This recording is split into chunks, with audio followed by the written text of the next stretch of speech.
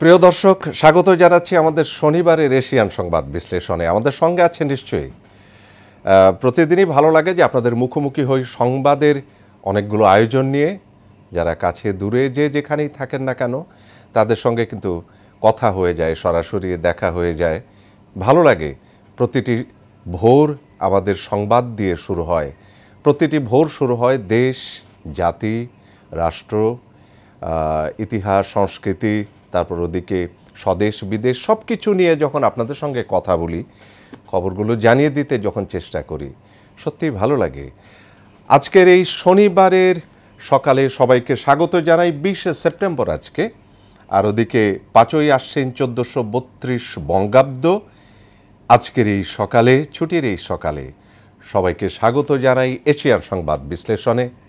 আমি ডক্টর মঞ্জুরুল হক। শুরু করছি কেমন?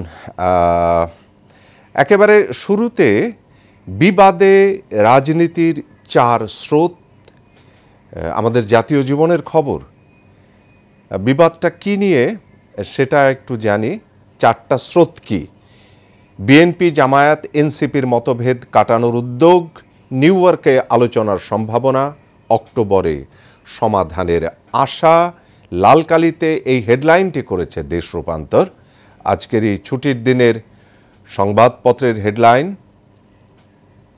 রেজাউল করিম লাবলু লিখেছেন সংবাদটি, তার কলমে যেটি এসেছে, মাঠে কম বেশি সক্রিয় আছে এমন রাজনৈতিক দলগুলো জাতীয় নির্বাচন ও নির্বাচন পূর্ব সংস্কার বাস্তবায়নকে সামনে রেখে মোটামুটি চারটি পৃথক স্রোতে এগোচ্ছে দলগুলোর এই বিভক্তি দৃশ্যত জুলাই জাতীয় সনদ বাস্তবায়নের কৌশল নিয়ে।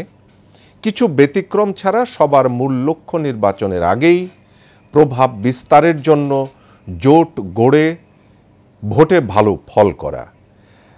আমরা এই খবরগুলো এখনকার প্রতিদিনের সংবাদপত্রে, প্রায় সকল সংবাদপত্রেই পাচ্ছি, এবং আপনারা দেখবেন যে অন্যান্য সংবাদপত্রগুলিতেও কিন্তু আমরা এই ধরনের সংবাদগুলোকেই হেডলাইন হিসেবে পাব। আর ওদিকে বিদেশি প্রতিষ্ঠানের চাপে বিমান, আমাদের বিমানের এই চাপ কখনোই কমছে না। গ্রাউন্ড হ্যান্ডলিং নিজেদের নিয়ন্ত্রণে নিতে মরিয়া বিমান বাংলাদেশ এয়ারলাইন্স। এ নিয়ে ম্যারাথন বৈঠক হচ্ছে মন্ত্রণালয়ে ও বলাকায়। সরকারের বড় অংশই চায় বিমানকে দায়িত্ব দিতে। ভিনদেশি কিছু প্রতিষ্ঠান গ্রাউন্ড হ্যান্ডলিংয়ের কাজ পেতে বিমানকে চাপে ফেলেছে, এমন একটি কথা। বিমান নিয়ে আমাদের এই আলোচনা সমালোচনার কিন্তু কোনো সরকারের আমলেই শেষ হলো না। কেন হলো না এটি প্রশ্ন। বুলেট পয়েন্টে যেটি বলা হয়েছে, গ্রাউন্ড হ্যান্ডলিং নিয়ে ম্যারাথন বৈঠক হয়েছে, অনুমতি না মিললে আন্দোলনের হুমকি, বিদেশি প্রতিষ্ঠানের চাপ। এটি আমরা দেখছি দেশ রূপান্তরের প্রথম হেডলাইনগুলোর ভেতরে। তার নিচে একটি খবর আছে, কেন মুখোমুখি ভোট ও বইমেলা। প্রিয় দর্শক, আমরা গতকালই বলেছি যে বইমেলা কিন্তু 2025-এ দুটো বইমেলা আমরা আমাদের সামনাসামনি। সম্ভাব্য তারিখ ডিসেম্বরের 17, আবার ওদিকে 2026-এর জানুয়ারিতে গিয়ে এটি শেষ হবে। ভোট ও বইমেলা একেবারে কাছাকাছি, বলছে যে মুখোমুখি। ছুটির দিনে রাকসুর জমজমাট প্রচারণা, শপথ নিলেন নির্বাচন কমিশনের সদস্যরা। বন্ধুত্ব ভুলে শ্রীলঙ্কা আজ প্রতিপক্ষ। শ্রীলঙ্কা, আমরা এই খেলার খবরটি যখনই আসে না, মানে সব কিছু ভুলে যাই, সমস্ত বিভেদ, সব কিছু, আমাদের সীমান্ত বিভেদ, যুদ্ধ, সব কিছুর উপরে খেলা এবং খেলোয়াড়। প্রিয় দর্শক, আমাদের সঙ্গে আজকে আমরা কথা বলবো পত্রিকার যেসব আলোচনা রয়েছে, যেসব খবর রয়েছে, তাই নিয়ে আমরা একজন স্বাগত জানাবো আমাদের আজকের প্রতিনিধিকে। আমাদের আজকের সিনিয়র সাংবাদিক এবং মানবাধিকার কর্মী আব্দুল ওদুল আমাদের সঙ্গে যুক্ত হচ্ছেন। যুক্ত হবার সঙ্গে সঙ্গে আমরা কথা বলবো সিনিয়র সাংবাদিক এবং মানবাধিকার কর্মী আব্দুল ওদুল। আপনি আমাকে শুনতে পাচ্ছেন কিনা আমাদেরকে? জি ভাইয়া, শুনতে পাচ্ছি। আচ্ছা, ভাই ধন্যবাদ। তাহলে আমরা আপনার ভিডিওটা দেখতে পাচ্ছি না, একটু কি ভিডিওটা দয়া করে অন করবেন? সিনিয়র সাংবাদিক এবং মানবাধিকার কর্মী আব্দুল ওদুলের সঙ্গে আমরা যুক্ত হচ্ছি। আব্দুল ওদুল, আপনি ভিডিওটা অন করলে আমরা আপনার সঙ্গে কথা বলতে পারছি। আচ্ছা, স্বাগত জানাচ্ছি আমাদের আজকের এশিয়ান সংবাদ বিশ্লেষণে। আব্দুল ওদুল, আপনি জানেন যে আমাদের সংবাদপত্রগুলোতে আজকে মুখ্য বিষয়গুলো যেগুলো রয়েছে সেগুলোর মধ্যে মাজার হামলা আসামি ২০০০, অবসর ভাতার সংকটে ৮৮,০০০ শিক্ষক, এটি ইত্তেফাকের কথা। প্রথম আলোর দিকেও যদি আমরা একটু নজর দিই, আমরা প্রথম আলোতে দেখব আত্মসমর্পণকারী দস্যুরা ফিরছে, যুদ্ধবিরতির প্রস্তাব যুক্তরাষ্ট্রের ষষ্ঠবারের মতো আটকে দিল যুক্তরাষ্ট্র, গাজায় ইসরায়েলের আগ্রাসন, মনোনয়ন বাণিজ্য বন্ধে পিআর ঠেকাতে চায়। আবার এদিকে ক্যাম্পাসের বাইরে থাকেন ৬৭% শিক্ষার্থী, ভোগান্তি আছেই। শাহজালাল বিজ্ঞান ও প্রযুক্তি বিশ্ববিদ্যালয় নিয়ে এই কথাগুলি বলছি। আবাসন সংকট, বিশ্ববিদ্যালয়ের আবাসন সংকট কিন্তু কাটছে না। মোটামুটি এই ধরনের সংবাদগুলো আমাদের সামনাসামনি আজকে। যদি বিশ্লেষণের দিকে আমরা যাই, আমরা আমন্ত্রণ জানাচ্ছি আব্দুল ওদুল, সিনিয়র সাংবাদিক ও মানবাধিকার কর্মী, আপনাকে আলোচনার জন্য। ধন্যবাদ মঞ্জু ভাই। আমি প্রথমে একটু বলতে চাই জি, বাংলাদেশের আগামী নির্বাচন নিয়ে। আমরা বেসিক্যালি দেখতে পেয়েছি ডাকসু এবং জাকসুতে আমাদের ইসলামী ছাত্র শিবিরের নেতৃত্বে বিজয়ী হয়েছে স্টুডেন্ট প্রতিনিধিরা। তো এখন আমরা বলবো যে বাংলাদেশের আপামর জনগণ বিগত ৩-৪টি নির্বাচনে ভোট দিতে পারেনি, তাদের মনে অনেক কষ্ট। তো এই পিআর এর কথা বলে নির্বাচনকে প্রলম্বিত না করে আমরা আশা করব যে আমাদের দল মত নির্বিশেষে সকল রাজনৈতিক দল ফেব্রুয়ারির ১২ তারিখে যে নির্বাচনের ঘোষণা আছে সেটিকে বাস্তবায়ন করার জন্য একমত হয়ে সামনের দিকে অগ্রসর হবে। আর দ্বিতীয়ত হলো আপনার আবাসন সংকট নিয়ে, ক্যাম্পাসের এই যে স্টুডেন্টদের এই সংকট নিয়ে আমাদের আজকে আলোচনা করতে হবে। কেন প্রতি বছরই কিন্তু বাংলাদেশের যে উচ্চশিক্ষায় আপনি জানেন যে বিশ্ববিদ্যালয়ে শিক্ষকদের দুটি কাজ, এক জ্ঞান তৈরি করা, দুই হলো জ্ঞান বিতরণ করা। জ্ঞান তৈরি মানে গবেষণা, এমফিল বা পিএইচডি উচ্চশিক্ষায়। তো এই ক্ষেত্রে বরাদ্দ, মানে আমি বিশ্ববিখ্যাত যে প্রতিষ্ঠানগুলো আছে সেইগুলোর তুলনায় আমাদের বরাদ্দ খুবই কম। এই বরাদ্দ যতক্ষণ না বাড়ানো যাবে ততক্ষণ এই যে বিশ্ববিদ্যালয়ের যে মান নিয়ে আমরা একটা সংকটের মধ্যে আছি। কখনো বলা হয় ৫০০ বিশ্ববিদ্যালয়ের মধ্যে বাংলাদেশের কোনোটি নেই, কখনো বলা হয় ১০০০-এর মধ্যে নেই। কেন রে ভাই? আমাদের একটা দুইটা বিশ্ববিদ্যালয় তো এরকম হওয়া উচিত যে বিশ্বের প্রথম ১০০টির মধ্যে আসবে, ৫০টির মধ্যে আসবে, ২০টির মধ্যে আসবে। আর এই আবাসন সংকট নিরসন করা খুবই দরকার।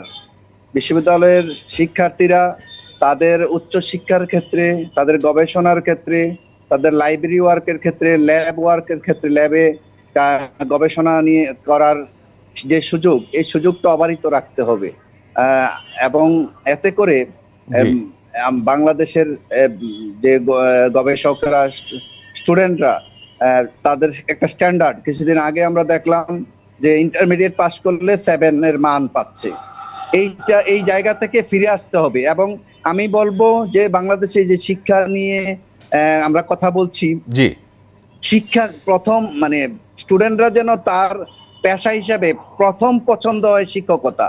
আর সেজন্য গ্রেড এবং স্কেল এটাকে আগে নিয়ে আসতে হবে, আকর্ষণীয় করতে হবে। তাহলে কিন্তু আর শিক্ষার জায়গাটা যদি আমাদের পরিষ্কার হয়, তাহলে অন্য পেশাগুলো কিন্তু ঠিক হয়ে যাবে। হ্যাঁ, আব্দুল ওদুল, আমরা আরেকটি বিষয়ের ছোট্ট একটা বড় ধরনের সংবাদ আমাদের করেছে ইত্তেফাক। আমরা একটু শেষ প্রশ্নটা আপনার সঙ্গে আলোচনা করতে চাই। এই শিরোনামটি, অবসর ভাতার সংকটে ৮৮,০০০ শিক্ষক, ৪ বছর ধরে তারা অপেক্ষায় আছেন। বিষয়গুলো হচ্ছে, প্রয়োজন নগদ ৯,০০০ কোটি টাকা, সরকার দিয়েছে ২,২০০ কোটি টাকা। আদালতের নির্দেশ অনুযায়ী অবসরের ৬ মাসের মধ্যে পেনশনের সুবিধা পরিশোধ করবার কথা। শিক্ষা মন্ত্রণালয় জানিয়েছে বিষয়টি আইনিভাবে মোকাবেলা করবার প্রস্তুতি নিচ্ছে তারা। কথা যাই হোক, অবসর ভাতার সংকটে রয়েছেন ৮৮,০০০ শিক্ষক। ছোট্ট করে একটু শিক্ষকদের এই দুর্ভোগটা আমরা আলোচনা করে শেষ করতে চাই। শিক্ষকদের এই দুর্ভোগটা আসলে আমলাতান্ত্রিক জটিলতার কারণে, এই যে ৬ মাসের মধ্যে এগুলো শেষ করার কথা থাকলেও কিন্তু আমলারা এখানে শিক্ষা প্রশাসনে যারা বসে আছেন, একটা সাইন করতে তাদের অনেক সময় লাগে, তারা নানা কাজে ব্যস্ত থাকে। পরবর্তীতে দেখা যায় যে প্রতিটি শিক্ষক তাদের একটা অবৈধ টেবিলের নিচ দিয়ে একটা লেনদেন করতে হয়, হয়তোবা হয় না অনেক ক্ষেত্রে যদি পরিচ্ছন্ন বা ভালো কর্মকর্তা থাকেন। তো কিন্তু এটা প্রশ্নবিদ্ধ। আমরা ছোটবেলা থেকেই শুনে আসছি যে শিক্ষকদের অবসর ভাতা পাওয়ার ক্ষেত্রে একটা লেন্দি প্রসেস, একটা সময় নেয়া। এই সময় নেওয়ার দরকারটা কি ভাই? একটা সাইন করবেন, এতে সাইন করার জন্য ২ মাস ৩ মাস ঘুরতে হয় পেছনে পেছনে। তো শিক্ষকদের এই দুর্ভোগ যাতে দ্রুত লাঘব হয়, আর সেজন্য যে টাকার কথা বলছেন, রাষ্ট্রের টাকা আছে, টাকা এখান থেকে ওখানে, ওখান থেকে এখানে। তো এইটা বরাদ্দ দেওয়ার ক্ষেত্রে যারা শিক্ষা মন্ত্রণালয়ের দায়িত্বে রয়েছেন, তারা অর্থ মন্ত্রণালয়কে বলবেন, মাননীয় প্রধান উপদেষ্টাকে বলবেন, বলে টাকাটা বরাদ্দ করে নিয়ে আসবেন। এই কাজটা তো তাদের, এটা তো শিক্ষকদের কাজ না। শিক্ষকরা যেটা প্রাপ্য, সেই প্রাপ্যটা তারা যেন দ্রুত পায়, আমি সেইটা আশা করব। আব্দুল ওদুল, আপনাকে অসংখ্য ধন্যবাদ জানাচ্ছি। আপনি যেহেতু শিক্ষকদের বিষয়টি বিশ্লেষণ করলেন, আমরা বিশ্বাস করি রাষ্ট্র যদি শিক্ষকের দিকে না তাকায়, শিক্ষা প্রতিষ্ঠানের দিকে না তাকায়, তাহলে শিক্ষিত জাতি তৈরি হতে পারে না। আব্দুল ওদুল, আমাদের সঙ্গে যুক্ত হওয়ার জন্য আপনাকে অসংখ্য ধন্যবাদ জানাচ্ছি। আপনাকে অনেক ধন্যবাদ মঞ্জু ভাই। প্রিয় দর্শক, আমরা মানবাধিকার কর্মী এবং সিনিয়র সাংবাদিক আব্দুল ওদুলের কথাগুলো শুনছিলাম। এই যে ৮৮,০০০ শিক্ষক অবসর ভাতার সংকটে, আমরা চাই এটি দ্রুত সমাধান হবে। ছোট্ট একটা বিরতি নিয়ে আবারও কথায় ফিরব। প্রিয় দর্শক, স্বাগত জানাচ্ছি আবার এই আমাদের বিরতির পরেই এশিয়ান সংবাদ বিশ্লেষণের সঙ্গে যারা আছেন তাদের সঙ্গে সংবাদ, তথ্য, নানান কিছু আমাদের বিনিময় হচ্ছে। আচ্ছা, আমরা যদি অ্যামাজনকে বলি পৃথিবীর ফুসফুস, তাহলে সুন্দরবন কিন্তু আমাদের ফুসফুস, বাঙালির, এদেশের বাংলাদেশের ফুসফুস। চলুন একটু সুন্দরবনে যাই।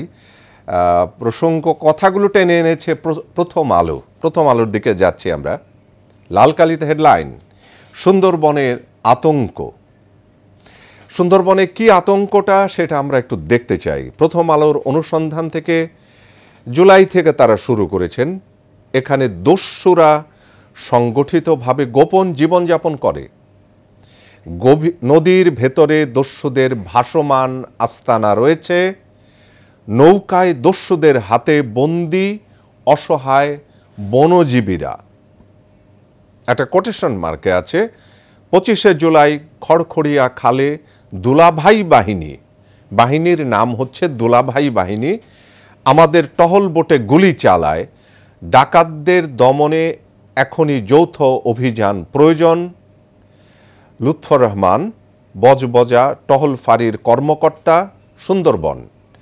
আমরা দেখছি বজবজা টহল ফাঁড়ির কর্মকর্তা লুৎফর রহমান সুন্দরবন থেকে এই কথাটি বলেছেন, সেটি কোট করেছে প্রথম আলো। তাহলে আমাদের ফুসফুসের ভেতরে কিন্তু দস্যুরা সংগঠিত হয়েছে, সংগঠন করছে নানান অপরাধ। ভাসমান আস্তানা রয়েছে নদীর উপরে, আর নৌকায় দস্যুদের হাতে বন্দি অসহায় বনজীবীরা।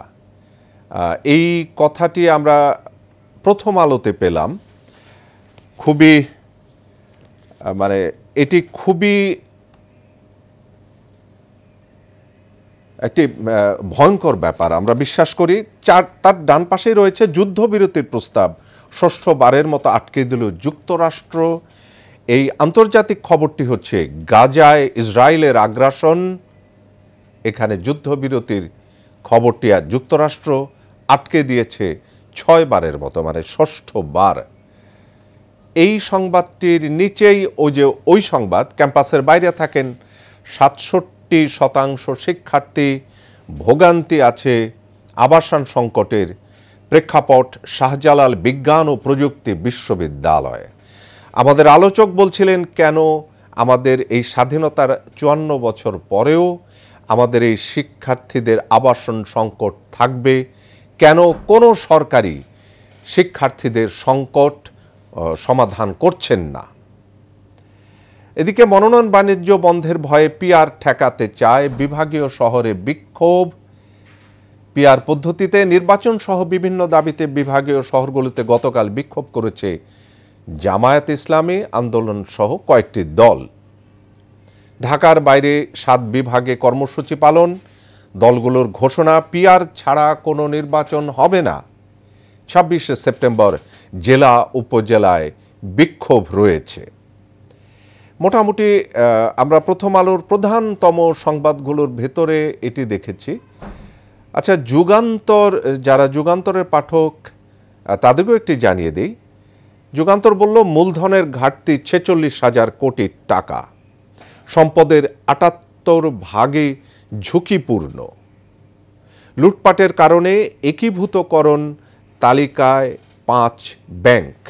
আমাদের ব্যাংকিং সেক্টরে খুবই টালমাটাল অবস্থা। ঝুঁকিপূর্ণ সম্পদ 1.5 লাখ কোটি টাকা ছাড়িয়ে গেছে।